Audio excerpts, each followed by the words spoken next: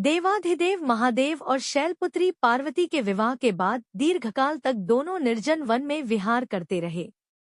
एक दिन पार्वती जी ने भगवान शंकर से कहा, मैं एक श्रेष्ठ पुत्र चाहती हूँ।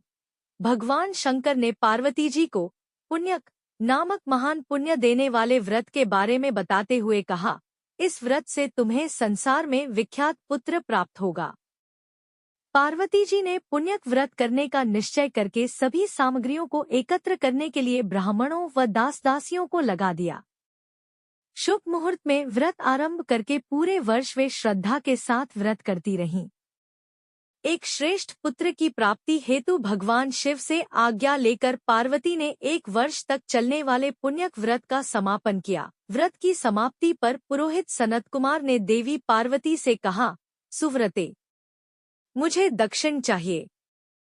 पार्वती ने मुहमांगी दक्षिणा देने का वचन दिया। फिर क्या था, पुरोहित बने सनत कुमार ने अस्वाभाविक दक्षिणा की याचना की। देवी, इस व्रत में दक्षिणा स्वरूप मुझे अपने पति को दीजिए। यह सुनते ही देवी पार्वती पर जैसे वज्रपात हुआ। वे व्याकुल होकर विलाप करती हुई मूर्छित हो गईं।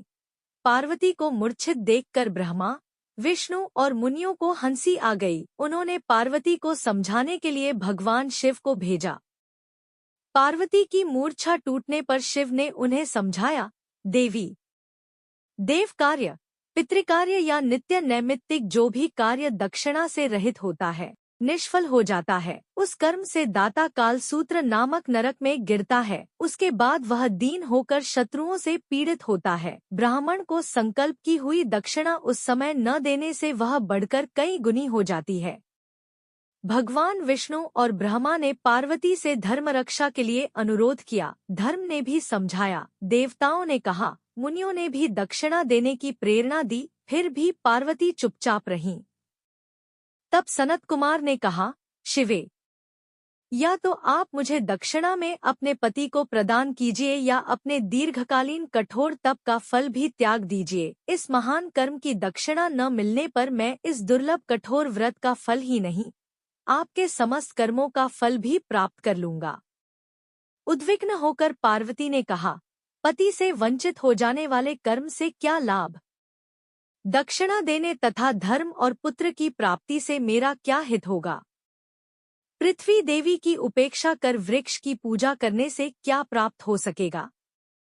साध्वी स्त्रियों के लिए पति 100 पुत्रों के समान होता है। ऐसी स्थिति में यदि व्रत में अपने पति की ही दक्षिणा दे दी जाए तो पुत्र से क्या लाभ?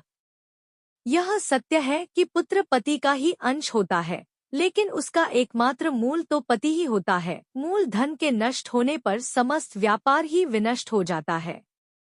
उसी समय आकाश में देवताओं और ऋषियों ने एक रत्न निर्मित रथ देखा जो पार्षदों से घिरा था। उस रथ से श्री नारायण उतरकर देवताओं के सम्मुख उपस्थित हुए। उन श्री नारायण को ब्रह्मा, विष्णु और शिव ने रत्न सिंहासन पर बैठाकर उन्हें प्रणाम किया और हाथ जोड़कर गदगद कंठ से स्तुति की। वहां का सारा वृत्तांत जानकर श्री नारायण ने कहा, शिवप्रिया पार्वती का यह व्रत लोक शिक्षा के लिए है, अपने लिए नहीं, क्योंकि ये तो स्वयं समस्त व्रतों एवं तपस्याओं का फल प्रदान करने वाली है। इनकी माया से ही चराचर जगत मोहित है। फिर उन्होंने पार्वती को संबोधित कर कहा, शिवे, इस समय तुम महादेव जो की दक्षिणा में देकर अपना व्रत पूर्ण कर लो। फिर समुचित मूल्य देकर अपने जीवन धन को वापस ले लेना। गौ की भांति भी विष्णु के शरीर में है, अतः तुम ब्राह्मण को गौमूल्य प्रदान कर अपने पति को लौटा लेना। यह कहकर वे अंतर्धान हो गए।